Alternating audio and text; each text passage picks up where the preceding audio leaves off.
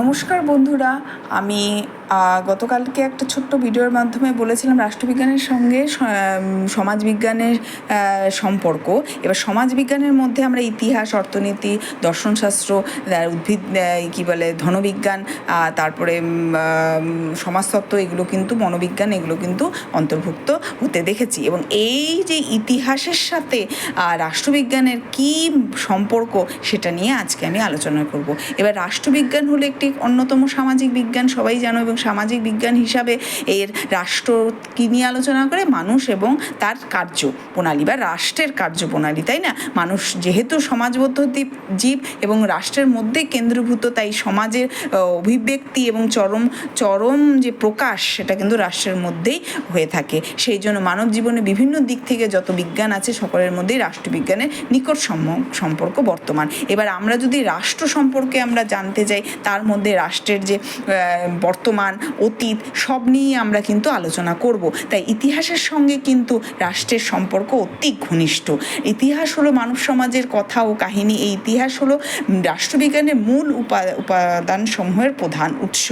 আবার রাষ্ট্রবিজ্ঞানের জ্ঞান ছাড়া ইতিহাস পাঠ করা কিন্তু সম্ভব নয়। যে আমরা যদি ইতিহাস পড়াশোনা শুরু করি, তখন দেখবে কোন রাজার আমলে কি হয়েছে, সেই রাজার রাজত্বকালে কি কি করেছে, কি কি অর্থনীতি, কি টাইপের তার রাষ্ট্রের নীতি ছিল, কি রকম তার রাষ্ট্রের পরিচালন ব্যবস্থা ছিল, সমস্ত কিন্তুই আমাদের কিন্তু জানতে হয়। আমরা অশোকের রাষ্ট্রনীতি, তারপরে মৌর্য সাম্রাজ্য, তারপরে গুপ্ত সাম্রাজ্য, সেন বংশ, এগুলো কিন্তু যতগুলোই আমরা ইতিহাসে আমরা যা পড়াশোনা করেছি, সব কিছুর মধ্যেই কিন্তু আমরা রাষ্ট্রের যা পরিধি বা রাষ্ট্রের যা কাঠামো, যা রাষ্ট্রের যা প্রকৃতি, তা কিন্তু আমরা ইতিহাসের মাধ্যমেই জানতে পেরেছি। এবং ইতিহাস পড়তে গেলে কিন্তু আমাদের রাষ্ট্রের যে কী পরিচয় ছিল, সেটাও কিন্তু আমরা জানতে পারি।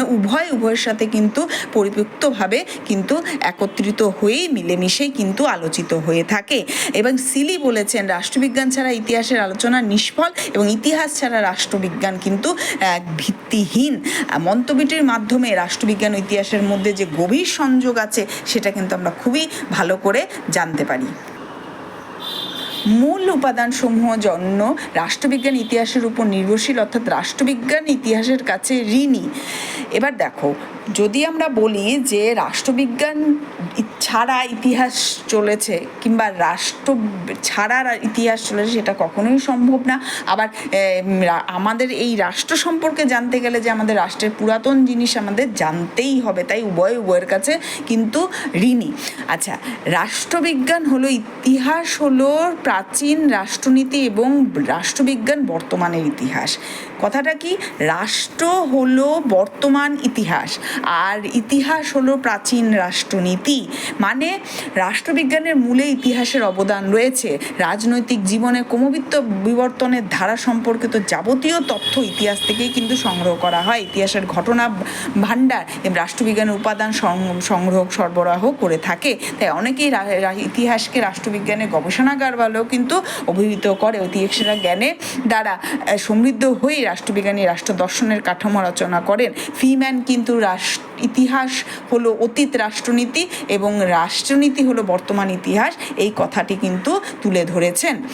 এবার দেখো, ইতিহাস রাষ্ট্রবিজ্ঞানকে বিশ্বাসযোগ্য করে তোলে। এটা তো সত্যি কথা যে ইতিহাস পড়লেই আমরা জানতে পারি সেই বংশের, সেই রাজার, অমুক রাজার বা অমুক রাজার রাজত্বকালে কী ধরনের রাষ্ট্রনীতি ছিল।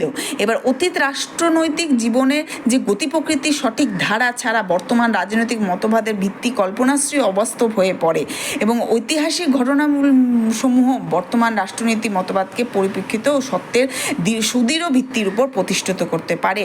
এবং এই যে একটা রাষ্ট্র কতটা পরিমাণ ঐতিহ্যশীলী, সেটা কিন্তু আমরা কিভাবে আমরা জানতে পারি, সেটা কিন্তু ওই ইতিহাস থেকেই আমরা জানতে পারি। ভারতবর্ষের কথাও কিন্তু আমরা ভারতের কতটা সমৃদ্ধশালী এবং কতটা উন্নতশীল রাষ্ট্র ছিল, সেটার সম্পর্কে আমরা ইতিহাসের থেকেই কিন্তু জানতে পারি। উইলবি যথার্থই বলেছেন, ইতিহাস রাষ্ট্রবিজ্ঞানকে কি করে? গভীরত্ব প্রদান করে। মানে এই যে একটা ডিপনেস, বা এটার যে একটা ভিতরের যে এত গুণ, কিংবা এতটা একটা রাষ্ট্রের যে এত সুন্দর পরিচয় সেটা কিন্তু ইতিহাসের থেকেই আমরা জানতে পারি। তবে বিভিন্ন রাষ্ট্রনৈতিক তত্ত্ব ঐতিহাসিক জ্ঞানের ভিত্তিতে প্রতিষ্ঠিত হয়। ব্যক্তি স্বাতন্ত্র্যবাদ, সমাজবাদ, জাতীয়তাবাদ এবং রাজনৈতিক মতবাদ এগুলো কিন্তু রাষ্ট্রবিজ্ঞানের ঐতিহাসিক দর্শন থেকেই কিন্তু আমরা তুলে ধরতে পারি। ইতিহাস থেকে রাষ্ট্র সরকারে কিন্তু বিবর্তনের কথাও জানা যায়। বিবর্তনের মাধ্যমে আমরা জানতে পারি যে রাষ্ট্রের কার্যাবলী সম্পর্কে সম্যক যে সম্পূর্ণ রূপটা সেটা কিন্তু সরকারের প্রতিপ্রকৃতির মাধ্যমেই কিন্তু শাসকদের পরিচালনা ব্যবস্থা এবং তার সমস্ত যাবতীয় তথ্য কিন্তু ইতিহাস রাষ্ট্রবিজ্ঞানকে কিন্তু দিতে পারে। জেনলিকের অভিমত অনুসারে কেবল রাজনৈতিক প্রতিষ্ঠানগুলি সংগঠন ও কার্যকলাপ বোঝানোর জন্য ইতিহাস আলোচনা করা কিন্তু অতি আবশ্যক। রাষ্ট্রবিজ্ঞান আলোচনা ইতিহাসের ভিত্তিতে তুলনামূলক দৃষ্টিভঙ্গি গড়ে তুলেছে। রাষ্ট্রবিজ্ঞান থেকে ইতিহাস থেকে বহুবিধ উৎপাদন সংগ্রহ করে, অর্থাৎ ইতিহাসও রাষ্ট্রবিজ্ঞানের কাছ থেকে কিন্তু ঋণী। মানে যেমন রাষ্ট্রবিজ্ঞান যেমন ইতিহাসের কাছে ঋণী, আবার ইতিহাসও কিন্তু রাষ্ট্রবিজ্ঞানের কাছে ঋণী। এখানে আমরা দেখতে পারি যে রাষ্ট্রবিজ্ঞান ইতিহাসের আলোচনাকে কিন্তু সম্পূর্ণ করে। আমরা যদি শুধু ইতিহাস পড়ে থাকি তাহলে কিন্তু সেখানে আমরা রাষ্ট্র ছেড়ে শুধু ইতিহাসে কিন্তু কিছুই নেই। কারণ আমরা যখনই কোনো হরপ্পা সভ্যতা, মহেঞ্জোদারো সভ্যতা, তার পরবর্তীকালে যত রাজনীতির আমরা যাই পড়েছেন কেন ইতিহাসে, সমস্ত কিছু কিন্তু রাষ্ট্রবিজ্ঞান ভিত্তিক। এবার রাষ্ট্রকে ছেড়ে কিন্তু আমরা কোনো দিনই আমরা একটা ইতিহাস বই আমরা পড়ে উঠতে পারি না। তারপরে রাষ্ট্রনৈতিক ধারণা দ্বারা ইতিহাস প্রভাবিত হয়। কারণ একটা রাজনৈতিক যে ধারণা থাকে বা তার যে কর্মপদ্ধতি বা রাজনৈতিক ঘটনাবলী যেগুলো থাকে, তেমন সেগুলো কিন্তু একটা ইতিহাস খুব গভীরভাবে প্রভাবিত হয়। যেমন ফরাসি বিপ্লবের এবং ইংল্যান্ডের গৌরবময় বিপ্লব, সমকালীন রাজনৈতিক উত্তেজনা, এগুলো কিন্তু আমরা দেখতে পাই। এমনকি আমাদের ভারতীয় স্বাধীনতার সময় যে স্বাধীনতা উত্তেজনা, যা স্বাধীনতার যে কার্যকলাপ হয়েছে, সেগুলো কিন্তু আমরা ইতিহাসকে কিন্তু গভীরভাবে প্রভাবিত করেছে। এবং তারপরে হচ্ছে যেমন রাষ্ট্রবিজ্ঞানের পদ্ধতি ইতিহাসের অনুসৃত হয়। যেমন রাষ্ট্রবিজ্ঞান আর ইতিহাস চর্চা যে রাষ্ট্রবিজ্ঞানের প্রয়োগ পদ্ধতি, কলা কৌশল অনেক ক্ষেত্রে অনুসৃত হয়েছে। রাষ্ট্রনীতির গবেষণার অভিজ্ঞতার ইতিহাসকে গবেষণার প্রভাবিত করেছে। এবং ঐতিহাসিক রাষ্ট্রবিজ্ঞানীদের মতে বিভিন্ন শ্রেণীর কার্যকলাপ ঘটনাকেও কিন্তু গুরুত্ব দিয়েছেন। রাষ্ট্রনৈতিক মতবাদের বিশ্লেষণ। এবার মতবাদটা কি? যেমন রাষ্ট্রনৈতিক বিভিন্ন মতবাদের পর্যালোচনা বিশ্লেষণ কিন্তু ঐতিহাসিক ঘটনার পরিপ্রেক্ষিতেই কিন্তু হয়ে থাকে।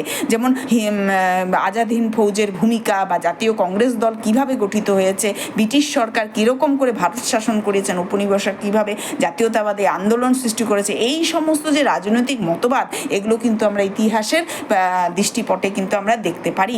এবং এগুলোর থেকে আমাদের এই জ্ঞান, ইতিহাসের যে জ্ঞান, সেগুলো কিন্তু আমরা পেয়ে থাকি। বর্তমান ইতিহাস চর্চায় গতিপথ রাষ্ট্রনীতির দ্বারা প্রভাবিত হয়। বর্তমানে যে ইতিহাস চর্চা যে গতিপথ, সেগুলো কিন্তু কি হয়, কার দ্বারা? রাষ্ট্রনীতির দ্বারাই কিন্তু। বর্তমান ইতিহাস চর্চাকে রাজনীতি নিরপেক্ষ বলা যাবে না। বস্তুত রাষ্ট্রবিজ্ঞান ও ইতিহাস পরস্পরের পরিপূরক।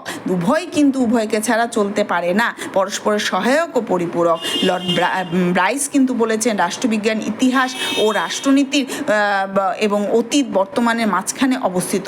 এর থেকে উপাদান সংগ্রহ করে অপরটির ক্ষেত্রে তা ব্যবহার করে। এবং গেটেলের মতানুসারে রাষ্ট্রবিজ্ঞান ইতিহাসের আলোচনা পরস্পরের সহায়ক ও পরিপূরক। রাষ্ট্রবিজ্ঞান ইতিহাস এক নয়, আলাদা। কেউ আবার এ কথাটাও কিন্তু বলেছে যে রাষ্ট্রবিজ্ঞানের ইতিহাস আলোচনার মধ্যে পার্থক্য আছে। ইতিহাসের মধ্যে যে যোগাযোগ আছে সত্ত্বেও তাও কিন্তু রাষ্ট্রবিজ্ঞানের ইতিহাস এক নয়। কারণ রাষ্ট্রনীতি রাষ্ট্রকে নিয়েই পরিচালিত হয়, কিন্তু ইতিহাস কিন্তু তা নয়। কারণ ইতিহাসের ব্যাপকতর আলোচনা, যেমন ইতিহাসের মধ্যে ভাষা, সাহিত্য, ললিতকলা, আচার, ধর্ম, এগুলো কিন্তু ঢুকে পড়ে। আর রাষ্ট্র কিন্তু কার মধ্যে সীমাবদ্ধ? একমাত্র বলছে সরকার, সমাজবদ্ধ জীব, পারস্পরিক সম্পর্ক, এই রাষ্ট্র সম্পর্কিত রাষ্ট্রের সাথে যেগুলো আছে সেগুলো নিয়ে আলোচনা করে। কিন্তু একটা কথা কি, যে বিভিন্ন মনীষীদের বিভিন্ন রকম মতবাদ থাকলেও যে রাষ্ট্র এবং রাষ্ট্রবিজ্ঞানের সাথে যে ইতিহাস সম্পর্কিত, সেটা কিন্তু আমরা খুবই ভালোভাবেই বুঝতে পারি। ইতিহাসের মধ্যে কিছুটা রাষ্ট্রবিজ্ঞানের অংশ লেখকের মতানুসারে ইতিহাস কিছুটা রাষ্ট্রবিজ্ঞানের অংশ, পুরোটা নয়। লেখক কিন্তু এ কথাটা ধরেছেন। অধ্যাপক গার্নারের অনুসারে ইতিহাসে সবটাই অতীত, রাজনীতি নয়। এটাও ঠিক যে রাজনীতি সমস্ত কিছুই কিন্তু অতীত রাজনীতি নয়, বর্তমানে এবং ভবিষ্যতের রাজনীতি অনেক প্রতিফলিত হয়। এবং রাষ্ট্রবিজ্ঞানে বর্তমান ইতিহাস নয়, রাষ্ট্রবিজ্ঞান কিন্তু বর্তমান ইতিহাস নয়, কল্পনাশ্রয়ী অনেক কিছুই আমরা ইতিহাসের মধ্যে দেখতে পাই এবং সব কিছুই সূত্র, নাগরিকের কর্তব্য সংক্রান্ত সূত্রপাত ইতিহাসের বিষয়বস্তু নয়। এবং তাই রাষ্ট্রবিজ্ঞানকে বর্তমান ইতিহাস বলা সঙ্গত নয়, কারণ সকল রাজনৈতিক ঘটনাই ইতিহাস হয়ে ওঠে না। এবং আরেকটা কি, ইতিহাস ও রাষ্ট্রবিজ্ঞানের একমাত্র উৎস নয়, যে ইতিহাসই রাষ্ট্রবিজ্ঞানের একমাত্র ভিত্তি বা ইতিহাস থেকেই বিভিন্ন উপাদান থেকেই আমরা রাষ্ট্রবিজ্ঞানকে তুলে ধরেছি। রাষ্ট্রবিজ্ঞানের ঐতিহাসিক ঘটনাবলী ছাড়া সমসাময়িক অর্থনৈতিক পরিসংখ্যান এবং মনস্তত্ত্বর বিষয়ের উপরেও কিন্তু আমরা পেয়ে থাকি। অর্থাৎ ইতিহাস গুরুত্বপূর্ণ উৎস হলেও রাষ্ট্রবিজ্ঞানের একমাত্র উৎস নয়।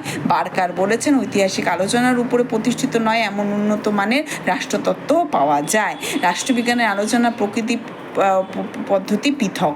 কেউ বলেছেন যে রাষ্ট্রবিজ্ঞানের আলোচনা, ইতিহাসের আলোচনা বর্ণনামূলক, রাষ্ট্রবিজ্ঞানের আলোচনা প্রকৃতি পদ্ধতি কিন্তু আলাদা। আর এই বর্ণনামূলক ইতিহাস কিন্তু রাষ্ট্রবিজ্ঞানের আলোচনার ইতিহাসের সম্পূর্ণটা কিন্তু রাষ্ট্রবিজ্ঞানে প্রতিফলিত হয় না। ইতিহাসের কালের পর্যায়ে বাস্তব ঘটনা নিয়ে আলোচনা করে, নৈতিকতা, মূল্যবান বিচারে বিশ্লেষণ সাধারণ ইতিহাসে থাকে না। কিন্তু রাষ্ট্রবিজ্ঞানের আলোচনা ঐতিহাসিক তথ্যের পরিধি থেকে অতিক্রম করে রাষ্ট্রবিজ্ঞানের আদর্শ নিয়ে, ঔচিত্য, অনুচিত্য এবং ন্যায় নীতি নিয়েও কিন্তু আলোচনা করে। কিন্তু মূল কথা হিসাবে যদি আমি বলতে চাই, কিংবা তোমরা যদি একটু ভেবে দেখবে যে রাষ্ট্রবিজ্ঞান এবং ইতিহাস দুটো স্বতন্ত্র সামাজিক বিজ্ঞান, এদের আলোচনা ক্ষেত্র আলাদা হলেও কিন্তু উভয়ের মধ্যে যথেষ্ট সম্পর্ক আছে এবং থাকবে। এক ছাড়া অপর কিন্তু চলতে পারে না। এই দুটো জিনিসই একে অপরের পরিপূরক। পরদিন আমি অপর একটি সামাজিক বিজ্ঞানের সাথে রাষ্ট্রবিজ্ঞানের কী সম্পর্ক আমি আবার জানাবো। ধন্যবাদ।